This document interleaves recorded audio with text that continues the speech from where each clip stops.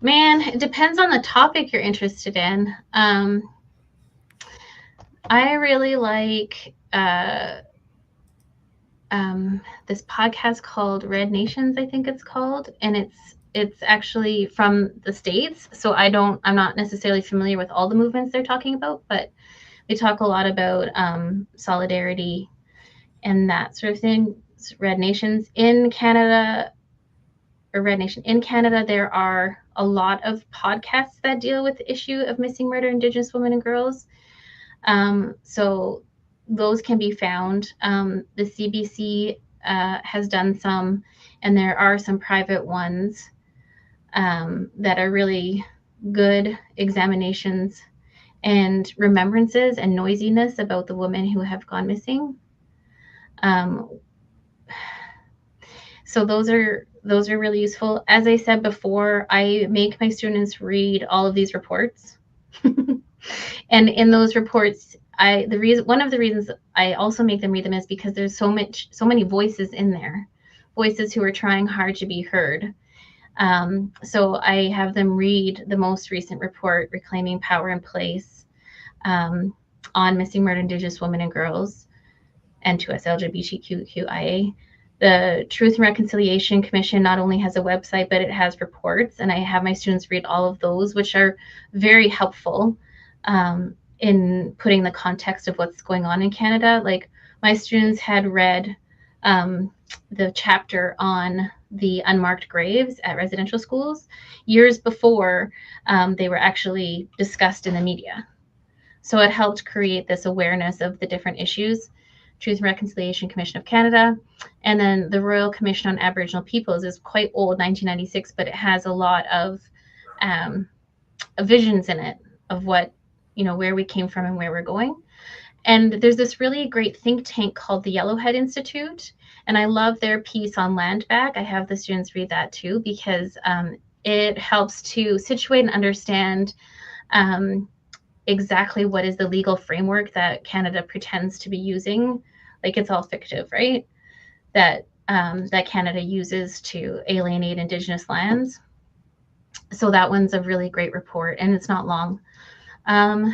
So obviously my mom's books are awesome. So my top two are The Crooked Good, which is the one I was referring to about the myth and the history. And my other one that I love, and not a whole lot of people read it, but it's called Blue Marrow. And it's the story of our ancestors that were that emerged out of the fur trade. So the fur trade is kind of seen as this moment of, I guess, capitalism, but where there was cooperation between Indigenous partners and these extractive European fur traders. And there were a lot of unions between men and women at that time. And so it tells the stories of some of those women. So I really, really like that one. I think it's amazing. And it's like the one that's least read. So I think that one's really great.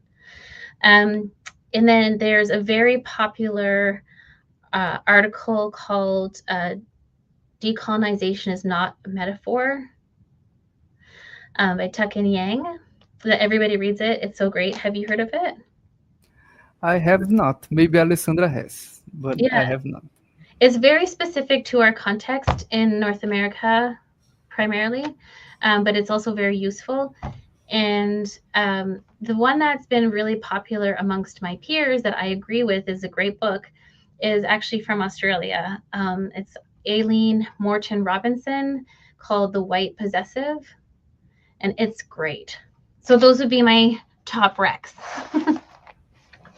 These are great. We're gonna look for them. And then I have top artists, Fernando. Like, we could go on and on. Please name 3. Okay, so number 1.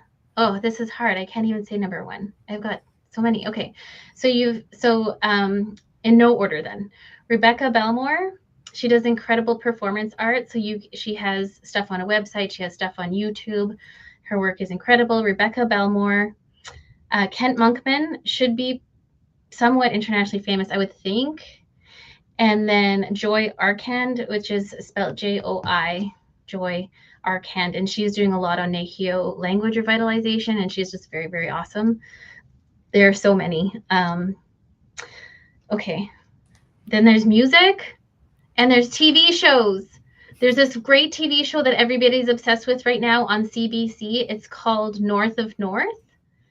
And it's got amazing fashion and it's got amazing music. Yeah, there's just, I could go on and on and on. And then I mentioned my friend Tasha Hubbard. She's a filmmaker. She has 3 very important films that will tell you a lot about the Canadian context and a lot about Nehiyaw people. So the one about Colton Boushie's murder is called, it's got a Cree name, I can't say it off the top. We Will Stand Up. And it's very beautiful. Everything Tasha Hubbard creates is just amazing.